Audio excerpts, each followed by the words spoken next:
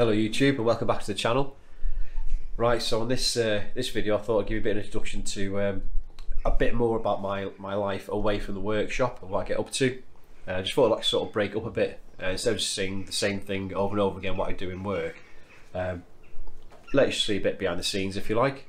Obviously you've seen a few videos of me working on the race car build in the back, but you have to excuse me because I'm absolutely suffering with chronic hay fever. All the joys of pollen. But yeah, so besides work, I've got a garage at home. I do spend a bit of time working on the car. I've got a go-kart and I've got an off-road motorcycle that I use. But with as I'm sure you know, like when you got like a track car build, they're quite expensive, and finding time to work on them can be quite difficult, especially when you run your own business. They always say a plumber's tap's always dripping. So like finding time to work your own thing does take a lot of, it puts a big delay on things.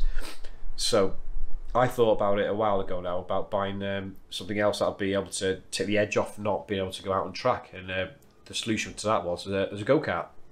So I decided to buy myself an old go-kart, pay £350 for it. It's an Anderson card. I'll show you a few photos now of what I got and what I did to it. So I'll see you in a minute.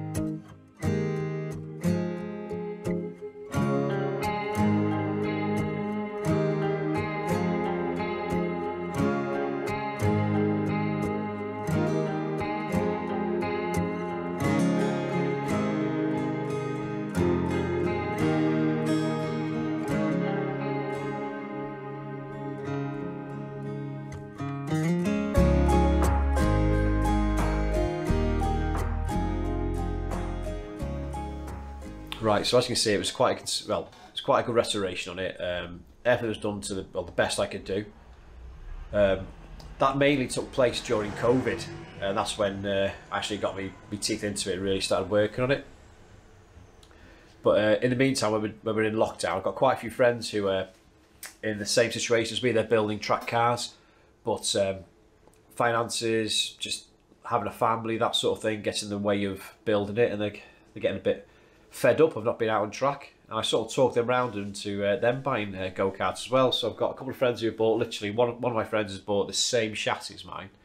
Another friend's bought a very similar one. I've got another lad who's going to be buying one shortly. So we've got quite a few of us now. We're going to get in on the action, like. But I built it with the intention of racing in Wigan, Three Sisters, in the endurance racing. So I had all the engines built to spec by Jeff at Prokart Engineering. So they were fresh engines. So I ended up taking the go-kart out for the first outing at Hooton, just by Ellesmere Port, by Vauxhall's production factory. So it was a first initial run, did the spanner check, got the seat, waited for our session, went to go out, and I was like, wow, this is quick. And then my mate overtook me, and bear in mind, I've been generous here, he's 20 stone. I'm 11, and he left me like I was just stood still. I was like, right, what's going on here? My car was the 160 Honda GX engines, which we both had the same gearing, so come on to, excuse me. Nice. Of course, the finishing straight. Once we both reach the same RPM, because we're geared the same, we'll hit the same top speed. But coming out the bends, he had so much more torque than me because he was on the GX200cc engines. So bear in mind, I'm on fresh engines now.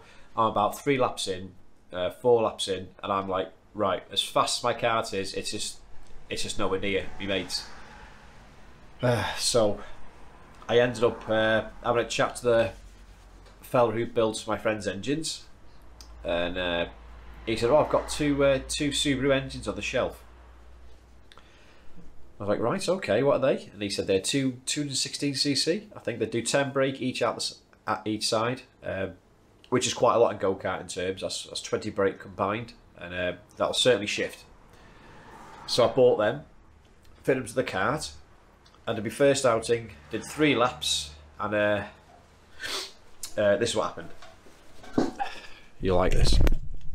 Bear in mind, I'm so new to all this, so I'm learning literally as I go along. So 3 laps in, I did this.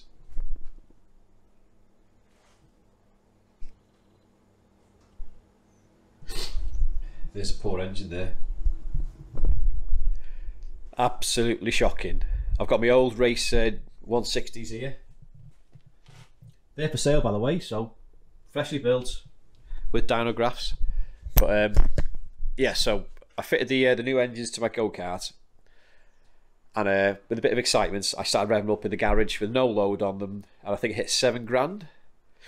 And then on track, after the engine failed, I got back home, looked at the data on the data log. And I say did 3 laps, and I think they were all 6,004 RPM, 6,005. I think one was 6,550 or 6,6 even. So it was coincidental that the chap who built my 160s back there was the same bloke who built these engines. So I had a good chat with Jeff, and he said, "What were you revving them to?" And I told him, and he went, "Right, dude, 6.2 is your max." I was like, "Right, okay, well that's why the Conrod decided to leave the building." Anyway, so that's it. So the engine, my new engines I just freshly bought, were scrap.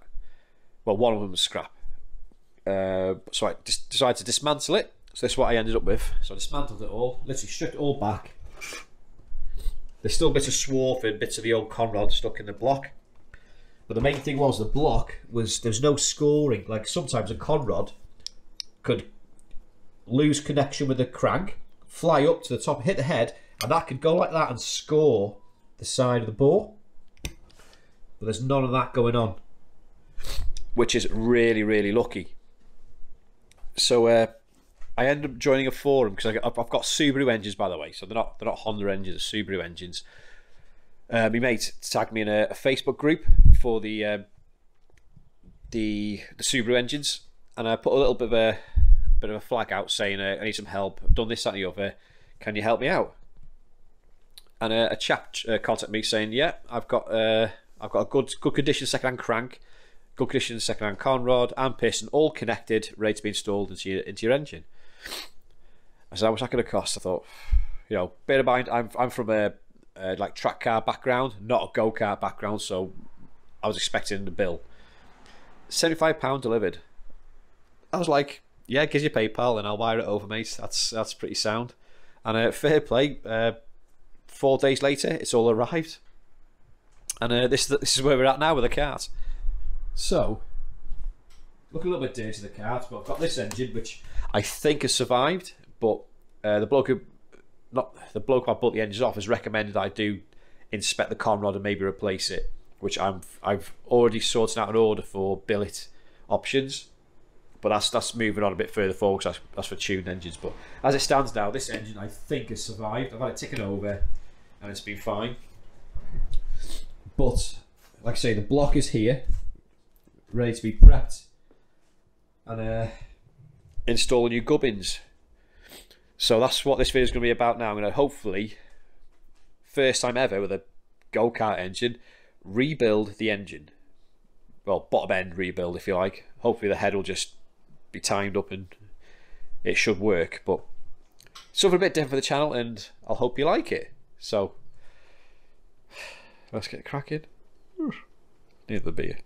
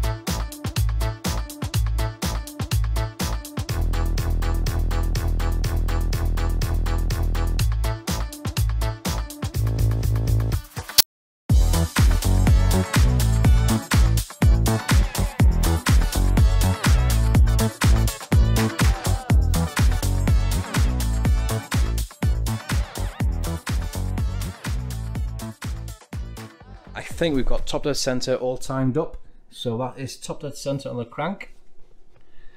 With the lines marked up, spot on the head. That was a ball ache. I mean, I'm about 3 pints in doing this. Whew. Let's keep going.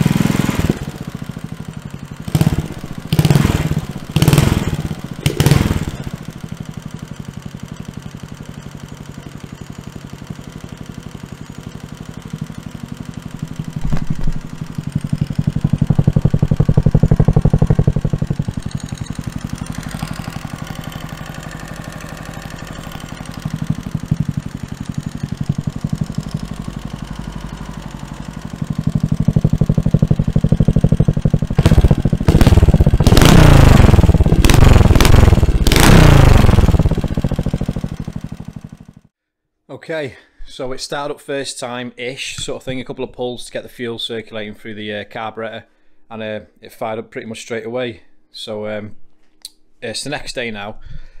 Just had a bit of a tinker with it, and you'll see now how easy it is to start.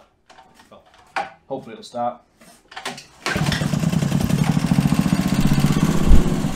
This is just ticking over.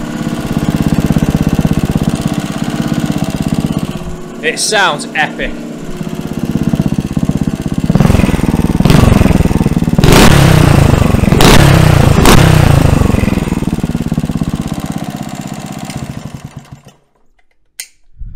Obviously now lessons been learned, so I'm not going to be revving the nuts off it because I can't be bothered doing all this again, which I'm actually going to have to do, because one thing I've learned, so I got it all assembled and I went to put the clutches back on it.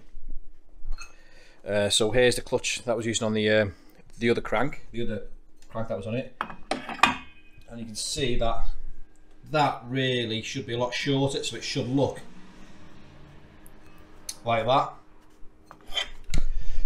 So I was like scratching my head thinking, what's going on here? And then I looked at the old crank, which is this, and when I offer it up to it, you'll see the difference straight away. So it's a massive difference. And what I didn't realise is, because it's called a Subaru KX21 engine, so what that means is Subaru developed a lot of engines to like sort of compete with Honda. So we got the Honda GX160, GX200. Well, the Subarus were they were EX21s. No, even though it's so EX21 was like your agricultural engine that you'd be used in sort of things like generators, lawnmowers. They developed the KX, which was the kart version of that engine. The only difference was the head, and so I had a racing cam in it, high compression head, bigger valves, I think. That was the only difference. The bottom end was still EX. So assuming that all EXs were the same, I went and bought an EX crank. But there's a whole range of different EX engines, EX21s, for doing different purposes. So basically the output shaft, which is that bit, it varies in length and diameter depending on the application. So I wanted 20mm output shaft, and this is actually a 19mm longer shaft. And I was like, oh bloody hell. But it turns out it's a better shaft to have because you can have more of a clutch selection really. So I've done a deal with Jeff at Prokart. He's going to be supplying me with another crank, some new pistons to go with the billet Conrods I've ordered, some gaskets and seals, and a lot of support which he has been giving me for my old 160s, which are here. So I've just drained them of oil, so I'll just send them off to him. We just sort the deal out, blah blah. Then all being well, I'll get all the new stuff back and I'll reassemble these engines. I'll take them all apart all over again, rebuild them, do the exact same thing as what I've just done, but with a fresh crank for the other engine that wasn't broke, but with a billet Conrods, brand new pistons, new rings, oil rings, compression rings, and then I think it'll be all ready to go then. But this is a hell of a learning curve and I'm proper enjoying it. It's refreshing to actually do a bit of work on sort of motorsport, if you like, you know, karting, and it's not breaking the bank, and I'm learning a lot as I go along. But yeah, so I thought something different for the channel. Just like I say, it's not for me work. This is just me personal life. This is just a little glimpse of me garage of dreams, just having a bit of fun. So yeah, I'll see you in the next karting install, whatever you want to call it. But I'll see you soon. Thanks for watching. Cheers.